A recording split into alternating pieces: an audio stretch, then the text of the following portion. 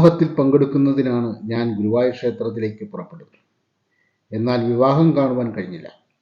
നാട്ടിൻപുറത്തെ പോലെ നിശ്ചിത സമയത്ത് വിവാഹം നടക്കണമെന്നില്ല ക്ഷേത്രാങ്കണത്തിൽ. അതുകൊണ്ട് തന്നെ ഞാനെത്തിയപ്പോൾ വിവാഹമൊക്കെ കഴിഞ്ഞിരുന്നു. അല്ലെങ്കിൽ തന്നെ ഈ തിരക്കിനിടയിൽ വിവാഹ ചടങ്ങുകൾ കാണുക പ്രയാസം തന്നെ ആയി.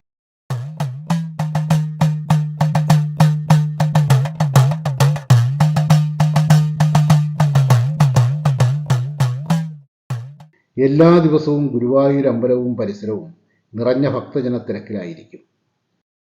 5000 വർഷത്തിനുമേൽ പഴക്കമുള്ള ഗുരുവായൂർ ക്ഷേത്രത്തിലെ ഈ ഭക്തജന പ്രവാഹത്തിന് കാരണം ആരോടും പ്രത്യേകിച്ച് പറയേണ്ടതില്ലല്ലോ. കുറൂരമ്മയും മേൽപ്പത്തൂരും പൂന്താനവും വില്വമംഗലവും പാടിയും പറഞ്ഞും കേരളത്തിലും പുറത്തും ഏറെ പ്രശസ്തമാണ് ഗുരുവായൂർ ക്ഷേത്രം. അതുകൊണ്ടുതന്നെ ഈ തിരക്കിൽ അത്ഭുതപ്പെടാനുമില്ല.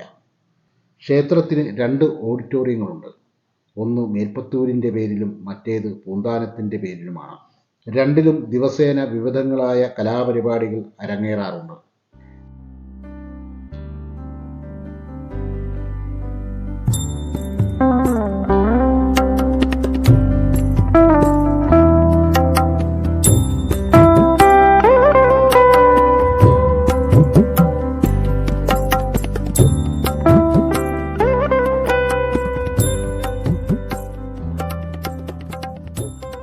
ക്ഷേത്രത്തിൻ്റെ വടക്കു ഭാഗത്താണ് രുദ്രതീർത്ഥം എന്നറിയപ്പെടുന്ന ക്ഷേത്രക്കുളം.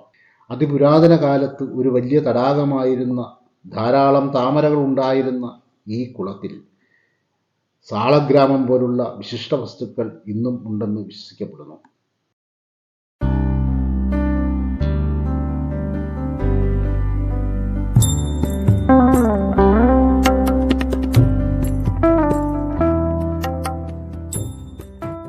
ഇപ്പോൾ ഉച്ചകഴിഞ്ഞ് 3 മണിയോട് അടുത്തിരിക്കുന്നു. അന്നദാനപുരയിലേക്ക് നീളുന്ന ഭക്തജനങ്ങളുടെ ക്യൂ ആണ് ഈ കാണുന്നത്.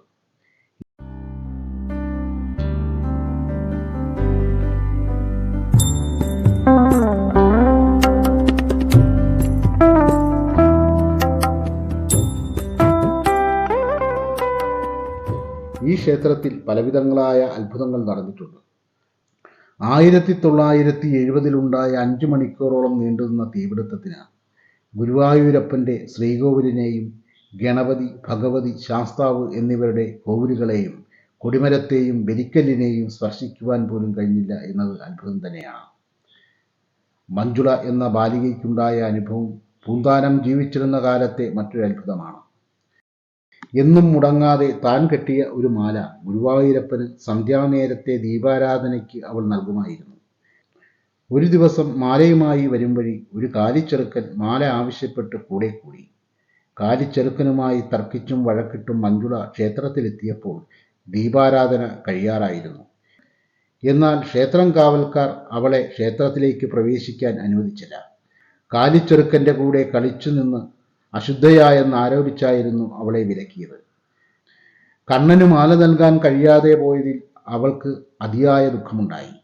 അവൾ ഈ ആൽച്ചുവട്ടിൽ വന്നിരുന്ന് കരയുന്നത് കണ്ട പൂന്താനം അവളെ സമാധാനിപ്പിച്ചു. ഈ പ്രപഞ്ചത്തിലെ എല്ലായിടത്തും ദൈവമുണ്ടെന്നും അതുകൊണ്ട് ഈ ആൽച്ചുവട്ടിലെ കല്ലിൽ അവളുടെ മാല ചാർത്തിക്കോളാൻ പൂന്താനം അവളെ ഉപദേശിച്ചു.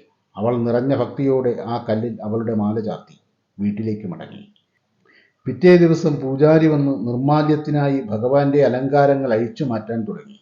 എന്നാൽ ഒരു മാല മാത്രം എത്ര ശ്രമിച്ചിട്ടും ഊരാൻ കഴിഞ്ഞില്ല. ആകെ പരിഭ്രാന്തനായി നിൽക്കുന്ന പൂജാരിയോട് കാര്യമന്വേഷിച്ച പൂന്താനം ഭഗവാന്റെ മാറിൽ അഴിച്ചു മാറ്റാൻ കഴിയാതെ കിടക്കുന്ന മാല കണ്ട് അത്ഭുതപരതന്ത്രനായി തരിച്ചു നിന്നുപോയി.